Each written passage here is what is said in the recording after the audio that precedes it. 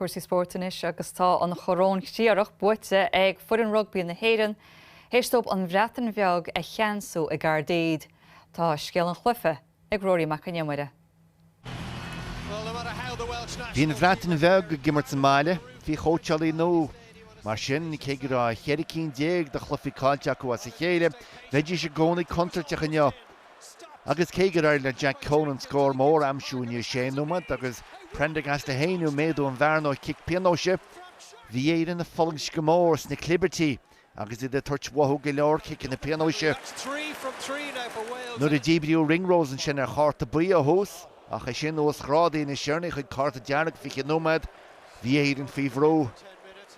Ringan nuair an baile anmhaga deo, gach leas a bhaint acu sa bhar breise, agus iad a scór le cháúd breatha chuin tíomh don bhrisise. Ó Tom Rogers, túsan dar le a gur siatsan 8-10 chun cín. Bhí crinneas Prendergast ón tí har bheith slachtar inniu agus mór bhaga rá. I siúd a leidnún bharnas ar tháinig bundaí isteach agus na fórne reis tíomh le 5-10 tíomh. Dew sa Éirinn láideach. Kick har bheith cumas ag Prendergast a cinú sin amach a cruthú an ardán ón ar tháinig an dara úd. Kick bra Gibson Park a seach sa gabhainneall agus leag ló ar phlátaí de Osborne. Is beag nach ran na breanaíad héin isté ríist ach níor cadíú an scór agus bhí Éirinn na ganas agus tómach má sin go deire. Tí kick breatha eile ag Prendergast a dúirt sláán fiche 7.8 agus an Choróin Thriarach cróite an chréamh agus an choravíd fós ar fáil roib.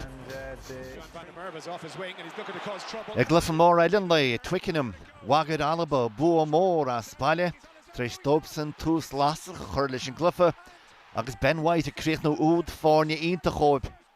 Ach ní ar na Finn Russell ein bhá leis a slánú. Go dtíobhann beag rá freigra go bhfuir an baile. Tommy Freeman a héin a scóil faoin na postaí agus slánaí ón túd sin. Ach a ríist, dag úd iontach eile fórne ag Hugh Jones, alaba in 10-7 chun cín ag le hama. Bhí sasan níos cumadaí sa dara le, kickin na pianóise ag Marcus Smith agus ag ceanse ag Finn Smith a gur 6-10 chun cín agus an tambach na caite. Ach scóil alaba na úd iontach dearnach eile a dúirt a ráisiú uiscach pointe bháin. Ach a ríist, iad líci síos leis a slánú. An lá réigean ar sasna is 6-5, Rory McAnneoin NUACHT TG4.